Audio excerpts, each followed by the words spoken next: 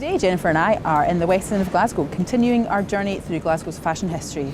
It's the 1980s. It is the 1980s today, so we've come down to W2 here in David Mullane to speak to a man who can only be known as a bit of a guru of 1980s fashion, David Mullane. Let's go find out what he has to say. I'm David Mullane. You're in my shop in the West End of Glasgow, which is the W2 store. The name of the W2 store comes from the old postcode of this area, and it's also a nod to my previous business, which was the warehouse. Well, the warehouse is a beautiful Glasgow-style red sandstone building in Glasgow Street, built in 1908.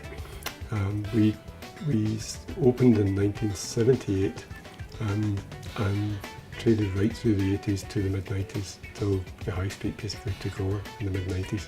The ground floor, we had a Catherine Hamnet area on the ground floor. We had a stair that took you down to the basement where we had Stevie's menswear. Okay. And the first floor was streetwear like this, like Bodymart, because Bodymart was for men and for women. Okay.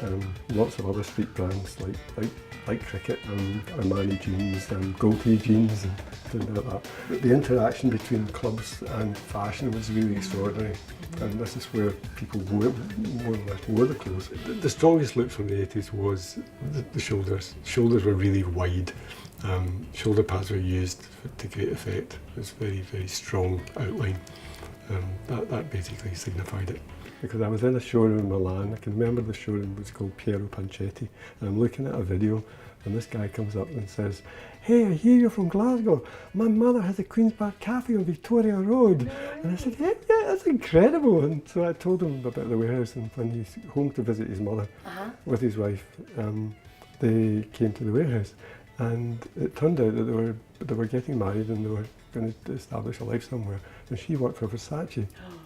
She went back to Milan and told Versace about the Italian Centre, and that's how it happened. So these are actual authentic pieces from the 1980s? Yes, they are. And they're from the warehouse? From the warehouse, from the Dries Van Noten collections.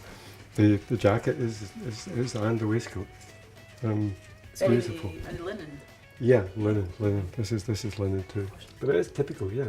Typical of the design integrity and the originality that you got from these Antwerp people. I think fashion in Glasgow is led by the high streets now. And so the high street, the large stores are employing very talented designers, but you're not getting the same level of quality that you got in the 80s. Well, I can remember in the 80s a lad from Leeds coming up, and he was an electrician. He was wanting to open a store, but he didn't go to London to look for ideas. He came to Glasgow, and he came to the warehouse and interviewed me, and we're still friends today.